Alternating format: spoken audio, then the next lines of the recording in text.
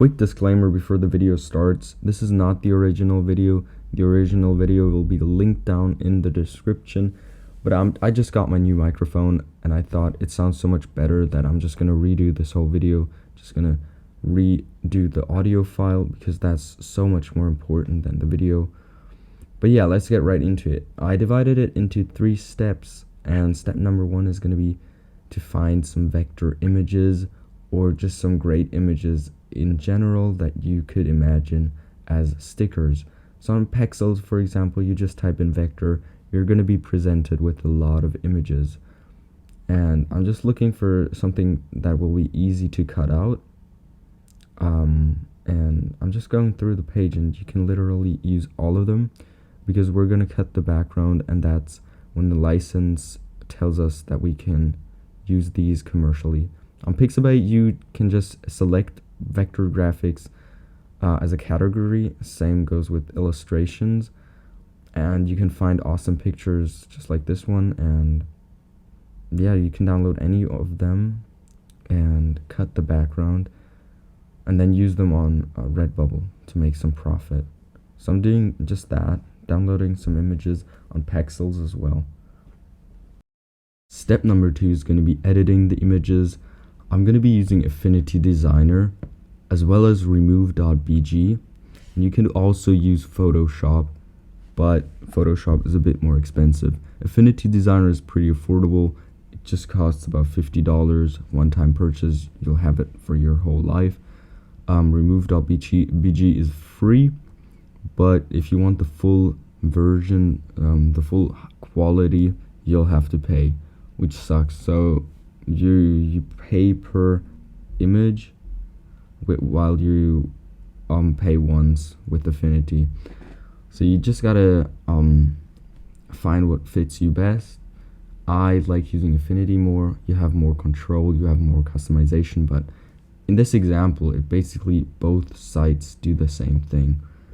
So you can also adjust items here to make the cut cleaner, then export it, and you're good. That's all you gotta do with Affinity.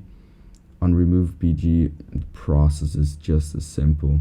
You upload it and it removes the background. But in some cases, like this one, you have some excess stuff on the picture that you don't want. You can just erase it on the page, so you don't have to download it, put it in a different program. Just do it all on this website and you're done. Now let's look at this picture over on Affinity, because as you can see, I'm highlighting the quality difference. This is going to be a key part of this comparison. Let me just resize these so they're, and also yeah, I'm just cutting it so I don't have to worry about the other part later, so I'm just doing it now. And it selected almost everything, not everything, so I have to go in there and adjust it a bit. For some reason I couldn't just delete the background, so I just erased everything. Now there you can see a little gray area that I'll have to manually remove, but that's not a lot. That's like 2 seconds of work. As you can see, I'm taking care of that right now. And boom. Now you probably can't really tell the difference because the video is only playing in 720p or something, or you're watching on your mobile phone, but I could clearly tell the difference. And if you print it on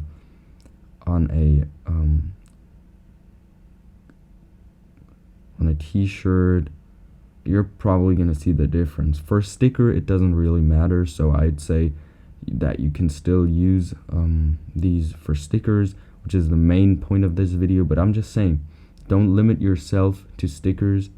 You can also do t-shirts while you're at it. It's no extra work, so why not? The dogs you just saw were an awesome sticker pack that you can sell in a bundle. Those sell way better because the customers thinks they're getting way more, but for roughly the same price. Now at this point, I don't really know what I'm doing, but this is a vector image, and you could also download the vector file, which is amazing because you can just change some properties and you're fine. And while with the others, you'd have to cut the background. You can change one piece of color in here and you'll be totally fine to use it. I read the licensing agreements on Pixabay and Pexels, so they completely allow that if you just change a bit. I don't know how we went from a teddy bear to this artwork, but it just shows you how easy it is. Same goes with this, maybe sticker pack, maybe not, because it's so many hearts, and who needs this many hearts? But yeah, step number 3, we're just going to quickly upload them to Redbubble. I'm not going to show you everything from tags and description and stuff. I'm just going to fill in something very simple.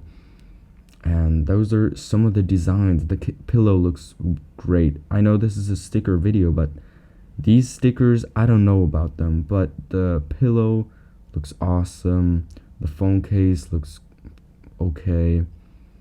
And you're gonna see with some other designs that you can create some awesome designs with basically no Photoshop skills, no work at all. You can just download some pictures, remove the background, and upload them.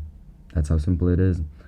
And that's the whole point of this video. Sometimes you just gotta get creative and not work hard, but work smart. And later, if you have some experience with the programs, you can start designing your own stickers. Here I'm pointing out again that they're all linked in some spaces, which doesn't make a lot of sense, but it is what it is. And also some clothing items, just who would buy them? But I just leave them up because maybe somebody would buy them. There you can see the the pillows look amazing. The pin also looks good. The mask looks good.